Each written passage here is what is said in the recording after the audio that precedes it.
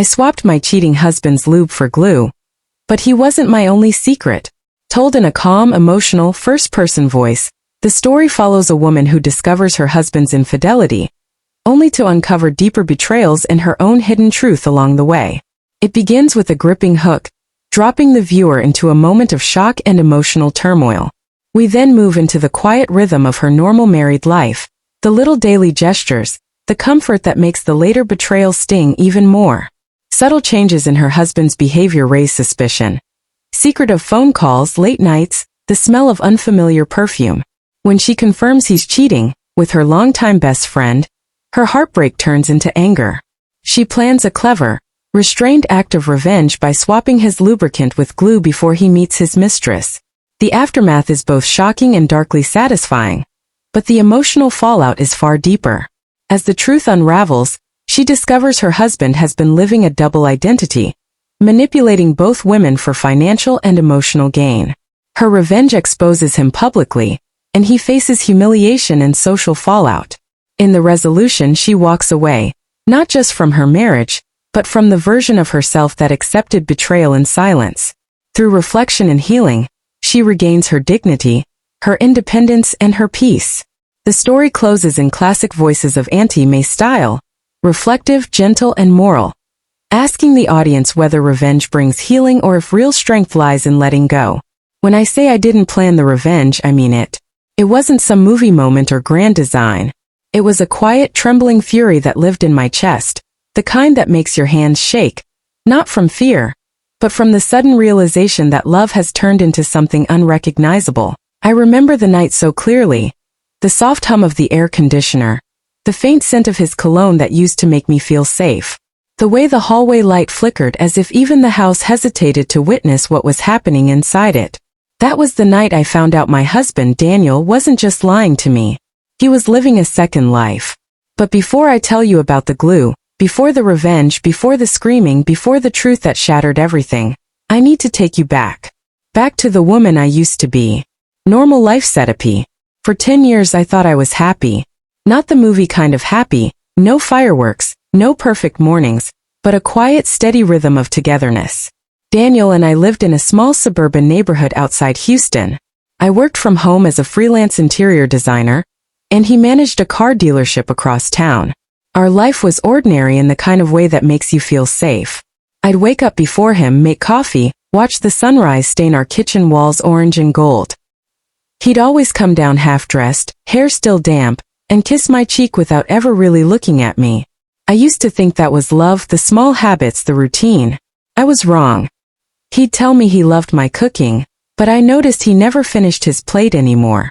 He'd compliment my dresses but never notice when I bought new ones. I told myself marriage gets comfortable, that people change. But the truth is, comfort sometimes hides rot. On weekends, we'd visit his mother's house, a woman who loved Daniel like he could do no wrong. She'd pour him sweet tea and tell me I was lucky. I smiled because that's what good wives do. We had friends, or maybe I had friends. Most of them were from my design school days. But there was one who'd been there long before that, Carla. Carla was the kind of friend who knew your childhood scars, your college heartbreaks, and your first apartment rent struggles. She was fun, unpredictable, loud in the best way. The next morning I tested him, casually asked if he'd left his phone behind. He looked at me for a split second too long before saying, "Why would I?" And there it was, that micro moment when you know someone's lying but can't prove it. Over the next few weeks, things changed in small, almost invisible ways. He started dressing better, cologne, iron shirts, expensive shoes. He said he had a new manager, who expected professionalism. He stayed out late, came home smelling of something floral and sweet. He started locking his phone. I didn't even know he could lock it before. Then came the business trips. Houston to Dallas, then Austin, then a weekend conference that somehow required no registration email or schedule. I asked once if I could come with him. He laughed. "You'd be bored, babe. It's just work stuff." But the lie had already started to crumble. It was Carla who gave me my first real reason to doubt, and that's the irony of it.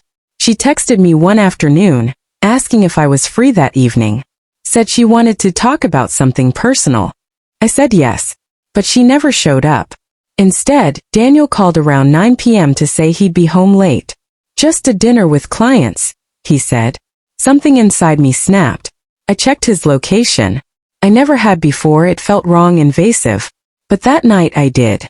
And the little blinking dot didn't show him at the restaurant he claimed. It was near a quiet neighborhood. A place I didn't recognize. I called him. He didn't answer. So I drove. It was raining, not heavy but steady enough to blur the road. My heart thudded so hard I thought it might break through my ribs. When I pulled up to the house, my windshield wipers cleared just enough for me to see her car in the driveway. Carla's car. I remember gripping the steering wheel so tight that my knuckles turned white. I wanted to storm in, scream, break something. But I didn't. I just sat there, staring at the faint glow from the window. Silhouettes moving inside. I'd never felt that kind of silence before. The kind that isn't empty but full of something dark and alive. When he came home that night, I was sitting on the couch, lights off. He walked in, soaked, surprised to see me awake. "You're up," he said. I nodded. "Yeah, just couldn't sleep." He looked at me, that same man I'd built a life with, and lied straight to my face. And I let him. Because that night something inside me died. And something else, something colder, sharper, was born. The next day I started planning. Not revenge, not yet, but clarity. Proof. If I was going to lose everything, I needed to see it for myself. I spent a week pretending to be the same wife. Cooking dinner, smiling, nodding at stories about client meetings. But I was watching him now. Watching everything. The way he kept his phone face down. The way he smelled faintly of Carla's perfume. The same one she'd gifted me last year for my birthday. The way he hummed in the shower again. The same tune he used to sing when we were newly married. By the end of that week I knew. I didn't need to see them together. I just needed to decide what kind of woman I would be when it all came out. And that decision would come sooner than I thought. The first signs were so small they almost slipped past me. A missed call he brushed off too quickly. A faint whiff of perfume that wasn't mine. And the way he started keeping his phone face down on the table. At first I told myself I was overthinking. That marriage had its seasons and this was just a cold one. But nights stretched longer. His laughter at dinner grew quieter. The man who used to kiss my forehead before bed now mumbled a distracted good night, eyes glued to his screen. I began to watch him silently. Every movement. Every shift in tone. He started dressing better, cologne he'd never worn before. Shirts that fit a little too perfectly. When I asked, he smiled. "I just want to look good for you, baby." But that smile, it didn't reach his eyes anymore. Then one night, while he was in the shower, his phone buzzed on the counter. A message popped up. A woman's name I didn't recognize, Lena. The preview line read, "Can't wait to feel you again." My hands trembled. My stomach twisted into knots. Still I waited. I needed proof. Not just a message, not just suspicion. Because love makes fools of us all. And I was still in love with him. So I started to play his game. I smiled when he lied. I laughed when he said he had late meetings. And every time he left, I followed the scent of his cologne like a trail of betrayal. It didn't take long. One Friday night I followed his car. He drove to the edge of town. A quiet place near the lake. And when he stepped out I saw her. Long brown hair. Familiar laugh. My best friend. My throat closed up. My vision blurred. The woman who had been in my house, sharing coffee and secrets, was now sharing my husband. I didn't confront them that night. I just watched. Watched as the man I loved became someone I didn't recognize. Watched as the friend I trusted turned into a stranger. On the drive home my tears dried into something else, something sharp, cold and steady. A plan began to form. Not loud, not violent, just poetic. Because some lessons I realized are best taught in silence. I didn't sleep that night. I just sat there on the edge of the bed, staring at the empty side where he used to sleep. Every lie, every fake smile, every "I love you" replayed in my head like a broken record. But anger has a strange way of sharpening the mind. By sunrise my tears had dried, and something else took their place. Clarity. I wasn't going to scream. I wasn't going to beg. I was going to let him destroy himself one choice at a time. The next day he came home like nothing had happened. Whistling. Smiling. Acting. And when he leaned in to kiss me, I almost laughed at how easily lies fell from his lips. "You've been quiet lately," he said. "Just tired," I replied. But inside I was already setting the stage. Over the next few days I studied him like a stranger. When did he text her? When did he leave? What did he take with him? I noticed he carried a small black bag every Friday, the one he said was for gym clothes. Except inside I found cologne, breath mints, and a bottle of personal lubricant. It was almost poetic how his deceit came packaged so neatly. That's when the idea struck me. Cruel? Maybe. But justice doesn't always wear white gloves. That evening while he was showering, I quietly took out the bottle and emptied half of it. In its place I poured in super glue, thick, clear, and impossible to miss once it dries. I shook it gently, placed it back exactly where it was, and whispered to myself, "Let's see how loyal you stay when things get sticky." The next morning I made him breakfast, pancakes, his favorite. He kissed my cheek, thanked me, and left early, saying he had a business meeting.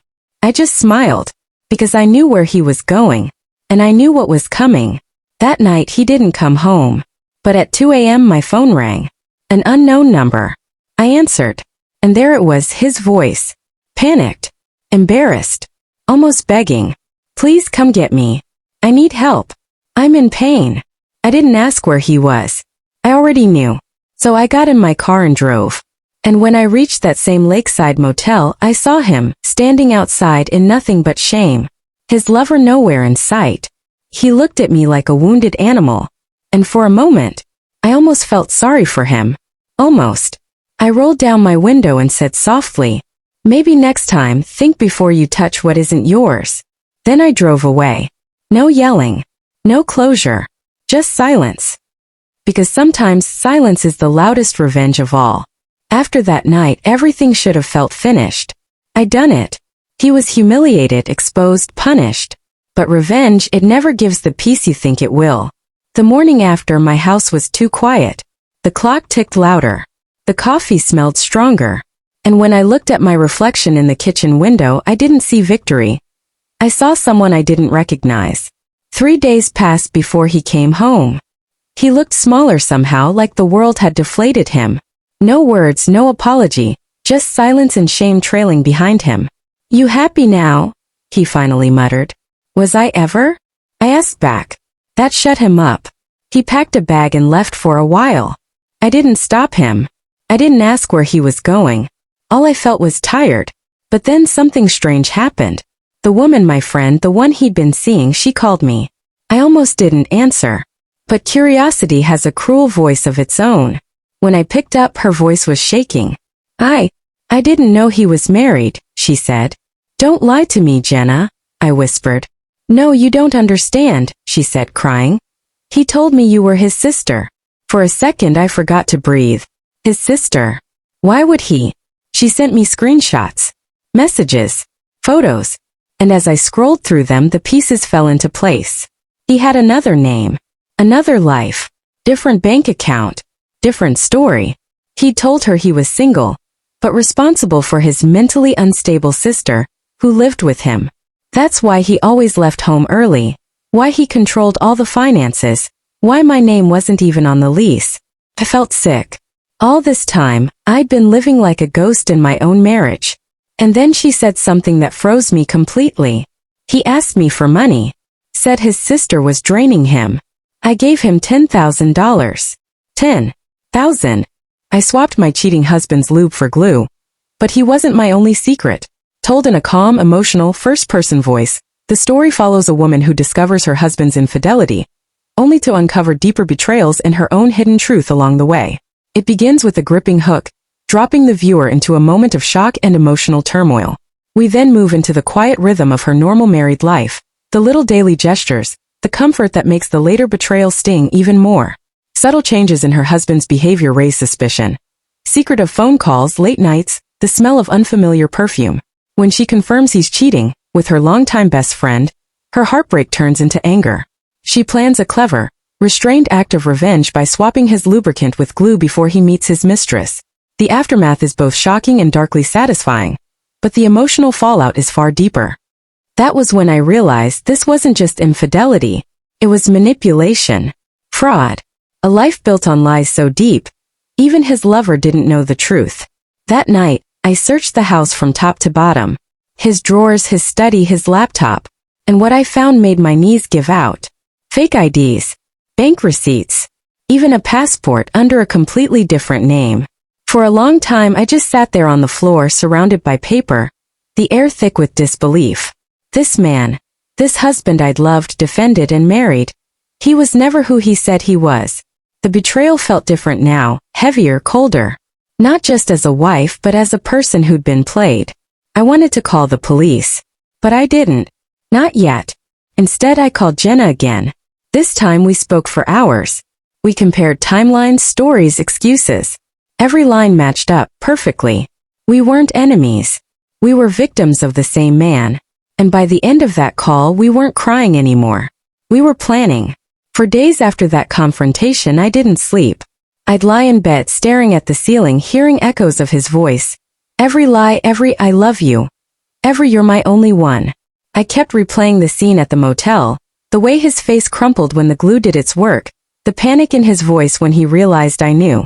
But the satisfaction had faded. Now there was just emptiness, the kind that swallows you whole after revenge loses its thrill. Still, one thing remained.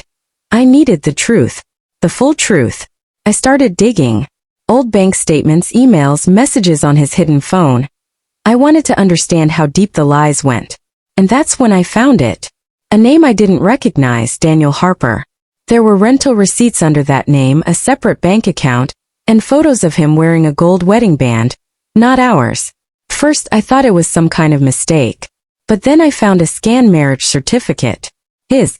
With another woman. Not my best friend, not me. Someone else entirely. There was a long pause before she typed back. No.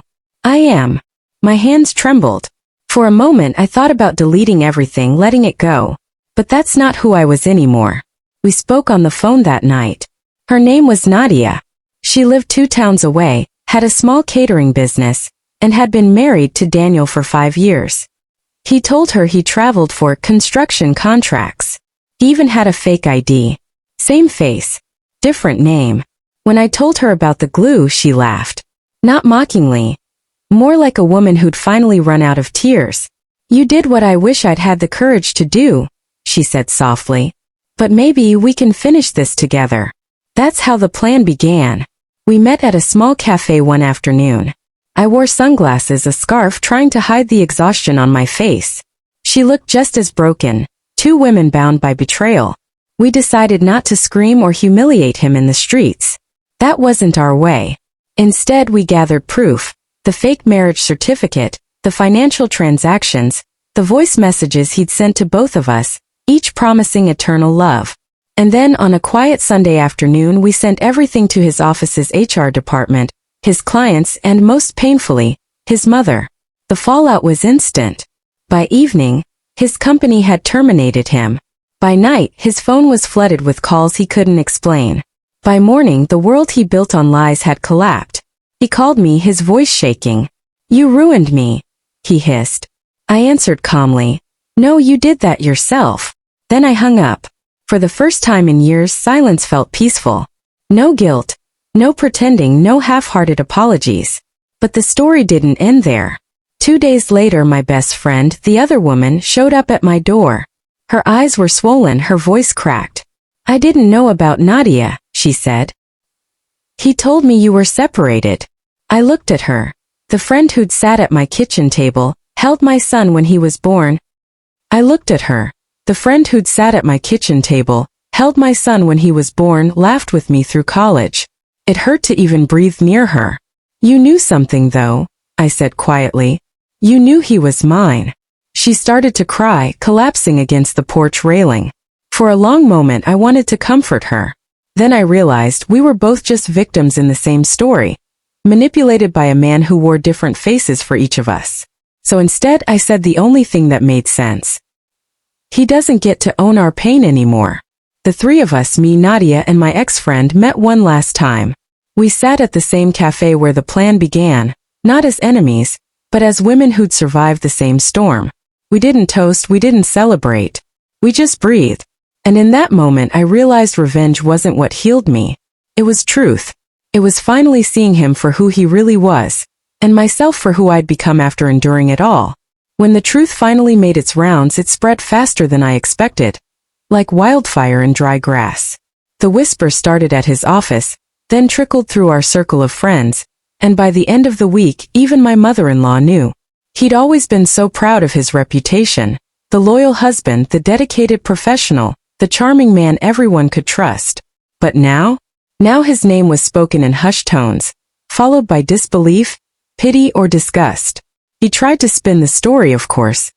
He told people I was unstable, that I had made it all up. But screenshots, documents, and the glue incident, they all painted a very different picture. And when his other wife, Nadia, posted her side, the comments section turned into a battlefield. Women shared their own stories. Men defended, others condemned. But me? I didn't respond to any of it. I had learned something through the chaos. Silence can be louder than any accusation. The night his mother called me, I almost didn't answer. But curiosity won. "He's ruined everything," she said, her voice trembling. "I raised him better than this." There was no satisfaction in hearing her cry, just a quiet ache. Because for years she'd looked at me like I wasn't enough, too plain, too quiet, too average for her precious son. Now her voice cracked with guilt. "I should have known," she whispered. "When you stopped smiling in photos, I should have asked why." I didn't know what to say. So I just said, "We all see what we want to see until it's too late." A week later I filed for divorce. No theatrics, no courtroom drama, just paperwork, signatures, and the end of a chapter one once thought would last forever. The hardest part wasn't losing him. It was unlearning the habit of being small, of tiptoeing around a man's moods, of lowering my voice, of shrinking my dreams. Done. For years I'd mistaken fear for love, control for care, and silence for peace. But now the silence in my house was mine. And it was beautiful. My best friend, the one who'd betrayed me, moved out of town. We never had a dramatic goodbye.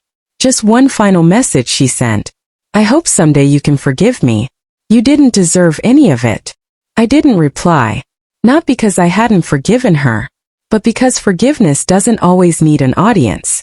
As for Nadia, we kept in touch. Strange, isn't it? The woman I once thought was my husband's secret life became a quiet friend in my new one. She'd text me updates sometimes. Photos of her new shop, her smiling with her kids, her rediscovered joy. Each message felt like proof that healing wasn't just possible. It was happening. One evening months later I saw him again. At the supermarket. He looked thinner, tired, and his eyes darted away the moment he saw me. For a second I felt a flicker of something, not love, not anger, but a kind of pity. The kind you feel for someone still stuck in their own web of lies. He tried to speak. "You look good," he muttered, forcing a smile. I just nodded. "I am," I said softly and walked away. That was it. No revenge, no closure speech, no cinematic ending. Just the quiet dignity of walking away and meaning it. In the months that followed, I focused on myself. I repainted the house, changed the curtains, started jogging in the mornings again. Little things, small rituals that made me feel alive. One day, while cleaning out the attic, I found our old wedding album. For a long moment I just stared at it, the smiles, the vows, the illusions. Then I closed it gently and put it away. Not out of bitterness, but acceptance. That chapter had its lessons. But my story was far from over. It's strange how peace doesn't arrive all at once. Comes in whispers. In quiet mornings when the sunlight feels gentle instead of harsh. In the laughter that doesn't ache anymore. In finally breathing without waiting for the next lie. I spent months learning how to be by myself. Not lonely but whole. The first time I took myself out for coffee, I caught my reflection in the cafe window and didn't recognize the woman looking back. She looked older, yes, but also freer. Her eyes clearer, her shoulders lighter. I smiled. For the first time in a long time, it didn't feel forced. I started journaling again, small entries about nothing and everything. The smell of rain. The taste of cinnamon in my morning tea. The sound of children playing outside my window. Simple things that reminded me life was still beautiful, even after betrayal. Sometimes I'd think about him, not with longing but curiosity. How does someone live with so many lies tangled around them? Did he ever regret it? Maybe. Maybe not. But either way, it wasn't my burden anymore. One evening I drove to the ocean, the same place we used to go when things were good. The tide was calm, the sky painted with 1,000 shades of gold and pink. I stood there, letting the wind whip through my hair, and whispered into the horizon, "Thank you for breaking me open." Because it was true. If he hadn't betrayed me, I would have never discovered how strong I could be. If he hadn't lied, I wouldn't have learned the value of truth. If he hadn't left, I wouldn't have realized I was already enough. Nadia still calls sometimes. We laugh now, real laughter, the kind that doesn't hide old wounds. We both joke that we should thank him for introducing us. Strange, I know, but it's our way of reclaiming what he tried to destroy. And as for my ex-friend, she sent me one last letter. Inside it were 2 lines that stayed with me. "I hope you found peace. I'm still looking for mine." I folded the letter, said a small prayer for her healing, and moved on. Then one morning I woke up and realized I hadn't thought about him in weeks. No anger. No hate. No what-ifs. Just peace. Quiet, steady, earned peace. I understood then that revenge was never the real ending. Healing was. Reclaiming my life was. I didn't need to punish him anymore. He had to live with who he was. And I finally got to live as who I'd become. When people ask how I survived it all, I tell them this. It wasn't by being fearless. It was by being honest with myself, with the pain, with the lessons. Pain changes you. But if you let it, it can shape you into someone softer and stronger all at once. I used to think love was about giving everything you have to another person. Now I know love starts with giving yourself back to you. Sometimes I still think about that night, the glue, the chaos, the heartbreak. But now I see it for what it was. A messy human moment of pain that led me toward truth. Would I do it again? Maybe not. But would I trade what I've learned for anything? Never. If you've ever been lied to, betrayed, or broken by someone you trusted, I want you to know your story isn't over. One day, you'll wake up and realize their betrayal wasn't your ending. It was your beginning. Would you have done what I did? Tell me in the comments. And if my story touched your heart, stay with me, because this is just one chapter of many.